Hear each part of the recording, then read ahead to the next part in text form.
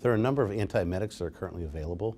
The first group of agents that are available are the 5-HT3 or serotonin receptor antagonists. Generally, we consider this group as first generation or second generation agents.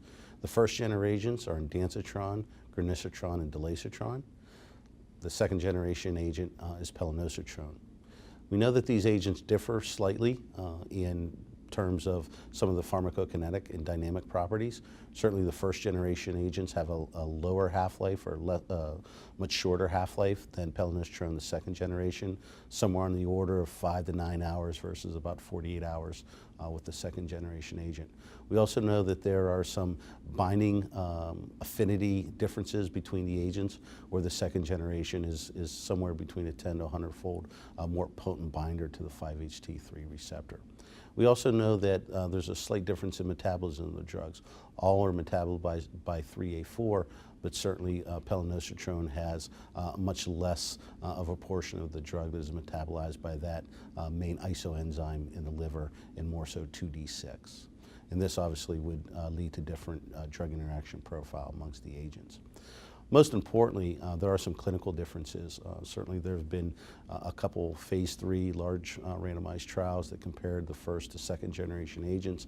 And based on those trials, we know that pelinosetron right now is the only 5-HT3 that's currently FDA approved for prevention of both acute and delayed nausea and vomiting in moderately metagenic chemotherapy. The second group of agents is the neurokinin-1 receptor antagonists. Currently now there are 3 agents that are available. The first agent was aprepitant, or the IV formulation, which we call fosaprepitant. The second agent, nutipetant, now is only available as a combination oral agent. It's in combination with oral pelinosetron. The product's called Akynzeo. And then the most recently approved neurokinin-1 receptor antagonist is rilapudin or Velrubi. This is also an oral agent. We know that these agents are very important as part of the antiemetic regimen. They are not used alone and almost always used in combination with a 5-HT3 and dexamethasone. We know that they add significantly to control of both acute as well as delayed CR rates, or what we call complete response rates. The third group of agents that we use very commonly are corticosteroids, particularly dexamethasone. We're not quite sure the mechanism yet of steroids for this purpose, but we do know that they are a vital part of the antiemetic regimen, and they certainly again add to control rates both on the acute and delayed side.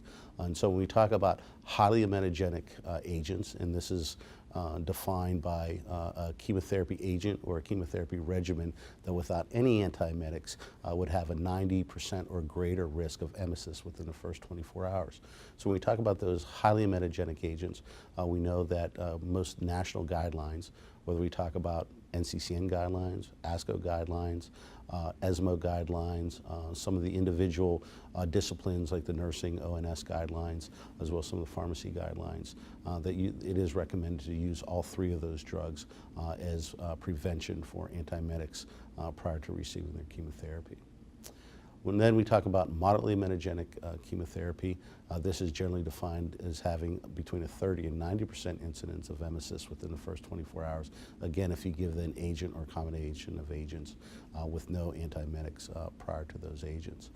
For moderately metagenic agents, there is a little variability, although they're relatively similar amongst all those national guidelines that I mentioned. Certainly 5-HT3s and steroids are mainstays of therapy, and they should be utilized prior to the chemotherapy. With the NK1 receptor antagonists, that's where we really need to look at those patient factors in addition to what type of moderately metagenic chemotherapy we're given to determine whether you need the 2 or the 3 drug regimen that I mentioned with highly metagenic chemotherapy. Then there's also there's low as well as minimal agents. Low would have a 10 to 30% risk of having emesis within the first 24 hours, and then minimal would be less than 10%. For minimal agents, we actually don't need any antiemetics prior to chemotherapy. For low agents, we tend to use single agents, either a dopamine blocker or a first-generation oral 5-HT3 or steroids, particularly dexamethasone, prior to receiving those chemotherapy agents. The fourth group of antiemetics that we tend to see used in our armamentarium are the atypical antipsychotics, particularly olanzapine. This agent now has made NCCN guidelines. In fact, it's a Category 2 recommendation that can be used in place of an NK1 receptor antagonist for moderately metagenic chemotherapy. These agents hit multiple receptors, including serotonin and dopamine, and are used widely for prevention of CINV. The other area that we're seeing a lot of data now being presented is in the areas of breakthrough CINV as well as in prevention of delayed CINV. Certainly with breakthrough CINV, these would be patients that got adequate antiemetics up front for a preventative, in a preventative fashion that still failed, or at least the therapy failed, not the patients, have failed that antiemetic regimen and are now having either nausea or vomiting post-chemotherapy. And then as I mentioned, for delayed nausea and vomiting, this is really an area that's an unmet need and an area that we need to do a better job.